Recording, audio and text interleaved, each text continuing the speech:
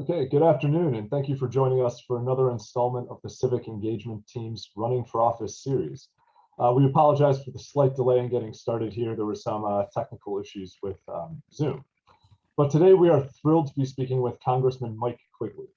Congressman Quigley has represented Illinois' 5th Congressional District since 2009, and he currently serves on the House Appropriations Committee and the Permanent Select Committee on Intelligence. He is also the co-chair of the Congressional Ukraine Caucus, so we certainly appreciate you taking the time out of your no doubt busy schedule to talk with us today. So kind of just starting from the beginning, Congressman, what first motivated you to run for office? Most of my younger life, I saw that when someone wanted something done, they asked elected officials. I guess I got tired of doing that, and I saw the extraordinary influence elected officials had on the issues I cared about.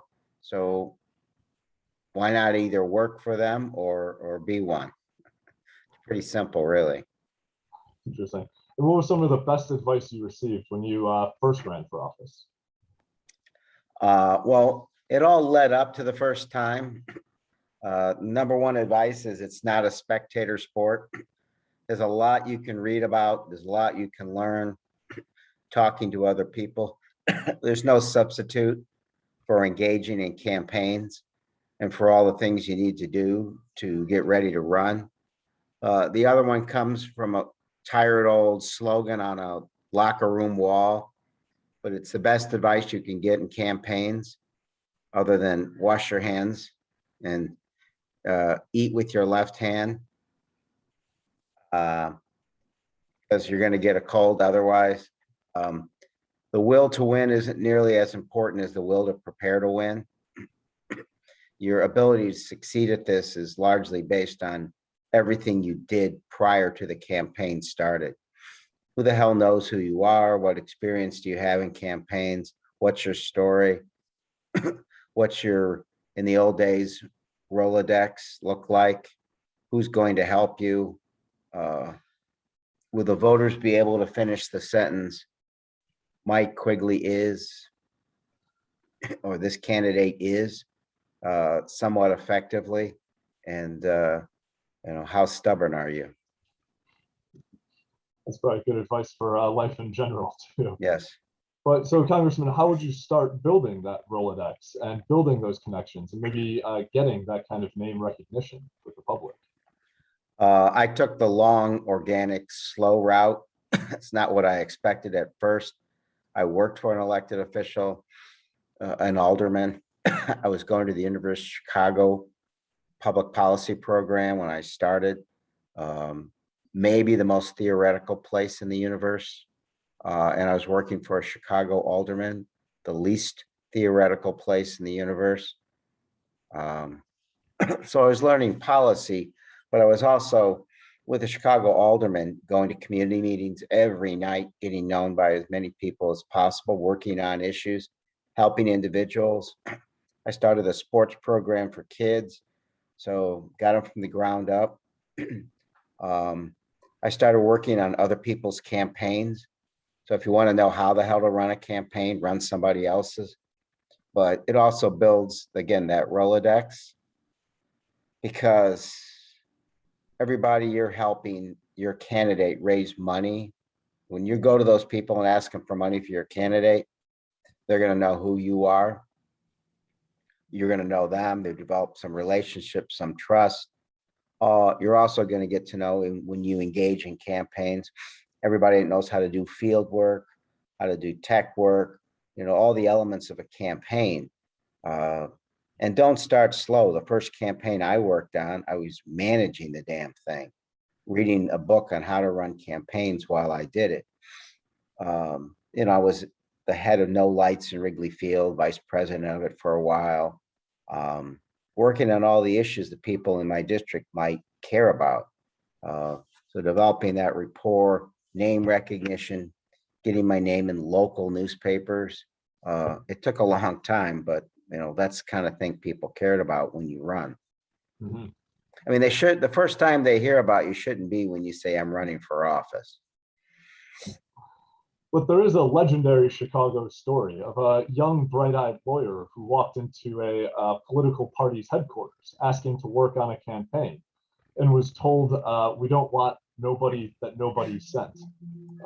So if somebody is considering getting involved in the political life of their community and getting involved in campaigns, how would you suggest they go about doing that? Yeah, I mean, times have changed. That's more something you might have heard during the regular machine days. There just isn't any machine left. There may be some little segments of it left, but for the most part, if you go to a ward organization today or a political campaign, say I want to get involved, they're going to plug you in. It does help to be engage with somebody else to perhaps get you started, depending on how big a campaign it is.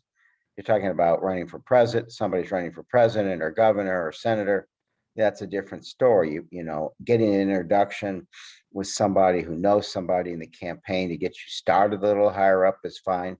But I also think it's good for the soul to do everything a campaign does. So you ought to do field work. You ought to do fundraising calls, right? You ought to work the office. You ought to help get volunteers started and the dozens of other things like social media that a campaign has to do. So no matter where you start in a campaign, you ought to have tried everything, particularly if you're going to manage and you're asking other people to do it. You got to know what it's like, particularly to educate them, but also to really understand what you're asking them to do, right? If you're going to go get signatures on an L platform when it's 25 below and the pens are frozen, you got to appreciate what you're asking others to do and what it means. Mm-hmm. So does the Democratic Party, or are you aware of any programs to maybe recruit young people into campaigns, or to maybe recruit them and train them potential candidates for office? Everything's online from the DNC to the D trip. So if that's what you want to do on a national basis, on a local basis, it's as simple as it can be. I mean, they're out there looking, but if you show the initiative, go online and introduce yourself or walk in the door and start, that's, particularly helpful. I always felt that that's a parallel track, right? I was engaged in this process while I was working. I know a lot of people say, I want to do this, and, they have a full-time job where they're working 50 or 60 hours a week for a big law firm, for example. They go, I want to get involved. I want to do these things. It's a tough dynamic if your regular job, so to speak, takes you out of action, I guess, for so much of the week. So how much time do you have to get engaged in a campaign, to work on all the other issues? So, I took a hit there. I didn't go, I went to law school at night. I went to Loyola, and then I practiced law. But all the time I stayed engaged with community issues, community groups, other elected officials, and so forth. Since I worked for my own, I had my own firm, it allowed me that flexibility. But I'm going to tell you, this is an investment of time and commitment to get known. There are people, usually they are wealthier than we are, who can just say, okay, who do I write the next check to? And they can run for high office. I'm assuming that's not everybody who's going to watch this. So, if you don't have that, part of this is trying to put yourself in a situation where you have the time to do it. It's, I work for an alderman. So again, most of the day I was engaged with the community and I was learning how things got done. And the rest of my time I was either going to school or running campaigns. But, I was all in. And it still took me a while. I didn't get elected till I was 39. So that's a little frustrating. It will happen. It can happen much younger for people given the opportune circumstances. But that's what it took me. And I was 10 years a Cook County commissioner. And then I've been 13 now as a member of Congress. But There's a certain amount of that stubborn element I referenced before, and that's not giving up. So it sounds like almost start local is kind of the advice maybe that you're giving young people. Start with their local alder people or community organizations just to start building that base of. You also have to learn how the job gets done, right? I mean, the people I see in Congress who do well initially started as state reps and state senators and county commissioners. Look at Cook County as the Cook County Board. Danny Davis, Chewy, and myself moved to Congress. The fact is the congressional districts have about 750,000 people in them. The people running for that spot right now, for Bobby Rush's spot, for example, most of them you would have heard about before. So it's hard to say, I want to wake up tomorrow and run for Congress. People do it and people pull it off, but it's pretty rare. It's typically something you have to build on. And also say, I want to put a plug in for I thought my 10 years at the county board were extremely worthwhile. It's a very important position. So I taught at Loyola for 7 years, Roosevelt for a couple of years. I teach at the Harris School now. I see a lot of impetuous youth, right away, I want to run for Congress. Working in Springfield, the General Assembly, working as an alderman in Chicago City Council, again, the Cook County Board, MWRD, Metropolitan Water Reclamation District. Those are great spots in and of themselves. But since a lot of people don't even know what they are, they don't necessarily think, oh, that's what I want to do. You can make something out of anything.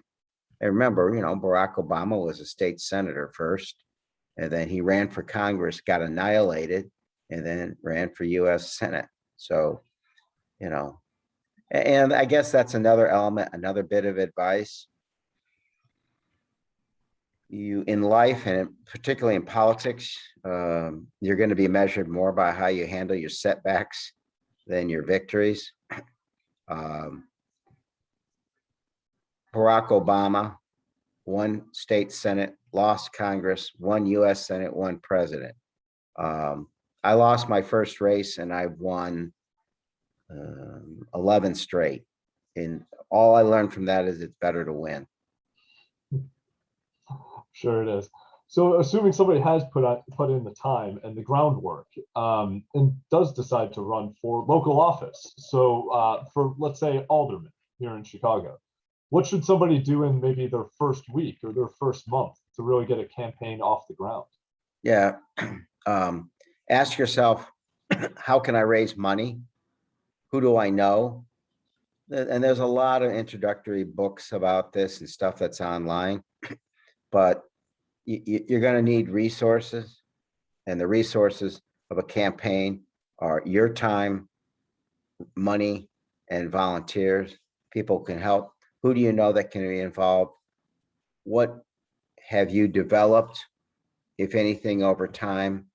Relationships you have for groups, political or otherwise. And look, if you volunteered for a ward organization, right, for years, 47th Ward, Paul Rosenfeld runs a great organization. There's a ton of people who go there and volunteer. So if you decided you're in the 47th Ward, you're going to run for state rep or alderman, if there was an opening, and you've worked for that organization as a volunteer for years, those are people who can help you, at least some members there. So the first week is getting your resources together and your mission, and avoiding the mistake that campaigns make. If people have to finish the line, this candidate is, what is it in their mind? You have to be able to answer to the public, to your family, to the press, why should you be the next alderman of the 51st Ward? There isn't a 51st Ward, but Ted Kennedy, the Ted Kennedy question. Why should you be the next president of the United States? Mhm. And how does somebody, do you think, develop that kind of mission statement or message to the public? Yeah, it has to start with what you care about, Mhm. right? Are you a housing advocate, or is it, to me, everything sort of revolved around the notion of justice, which, why I went to law school, why I practiced law so long. I was a criminal defense attorney at 26th Street. It's your life story. It's the things that you were passionate about. For me, in high school, environmental issues, but weaving it out. If you care about environmental issues, you care about justice issues, and developing that so that the thing that you're talking about is something they care about as well. I've done this for a long time, where people will come to me and say, what should I focus on? I say, focus on what you care about. And if they can't afford a poll, I said, well, use your common sense, right? We're at a restaurant on Belmont and Sathers. I'll point out, I say, stop 3 people on the way to the train. Say, what are you 3 things you care about now? And I'm going to assume safety is right near the top, right? Financial security, health issues, housing, use your common sense in that regard. But the things you should focus on are the things that you care about. And then you try to extrapolate that out to show people that you care about the things that they care about, or how what you care about could impact them. Now, is The there other anything, thing is you can go online and see what others have been talking about for a long time, just to make sure you cover the bases. now where would you go online to find that kind of information?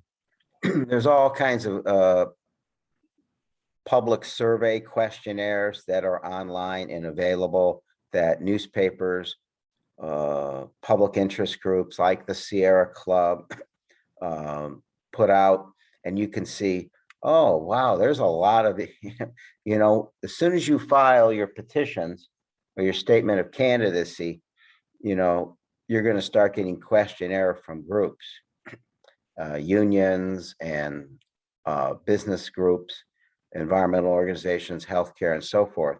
And there's nothing like running for office to learn about a whole lot of things. It's very similar to the bar exam, where you know a whole lot about, a whole lot of issues, not necessarily, a mile deep, but in a hurry, you're going to learn about a whole bunch of issues. And no matter how smart you are on certain things, let's say you're a physician or some sort of healthcare provider or a teacher, you're going to learn that you don't even know everything you might need to know to be a candidate as those issues broaden. Mhm. It's if you do it right, it can be a very humbling situation. Like, oh my God, what don't I know? When I ran for Congress, I thought I knew a lot about international issues. I had a lot to learn in a hurry. Is there anything you wish you knew before you first ran for office? I had the advantage of, helping so many other people do that. But I'll say this, there's a big difference when it's you. And you got to prepare for that. I had spoken and gone door to door for other people or on other issues, but the first time you stand up in front of an audience and start talking as a candidate, it is a little more nerve-wracking. And it also, you got to have really tough skin. If you're going door to door selling something and they turn you down, you can say, oh, they don't want to buy these encyclopedias. It's an old example, but the point is still accurate. You go door to door and they reject you. People can be tough. If you're on an L platform at a community meeting, you're going to discover that not everybody likes you in this business. That's great advice, by the way. Not everybody's going to like you in this business. Get over it. It's not for the faint of heart, and it's not for the faint of heart in certain families, right? There's lines that my friends would say during a campaign, don't let your spouse get the mail first. During my campaign for the special election that I won, I didn't have the resources to go on TV, but my opponents did. And there was a lot of negative TV ads. We were watching stations with no commercials. We were watching a lot of public TV, Turner Classic Movies, and so forth. It's tough at a meeting, or when you ask somebody to sign your petition and they say nasty things about you. And I think there's something else out there too, from a very personal point of view. They're going to comb through most parts of your life, and that is unsettling. It is why a lot of good people decide not to run for office. So, you have to, as general advice going in, be aware that you got to have tough skin, that whatever there is, and it's true for all of us, right? We all sort of fall short perhaps in our lives. None of that's going to be private. Mm-hmm. It's still the best thing I ever did. It's incredibly rewarding, and I would encourage anybody to think about it, at least get involved in service one way or another. Well, that's great, Congressman. Are there any other points that we haven't discussed that you think somebody that's considering running for office should take into account?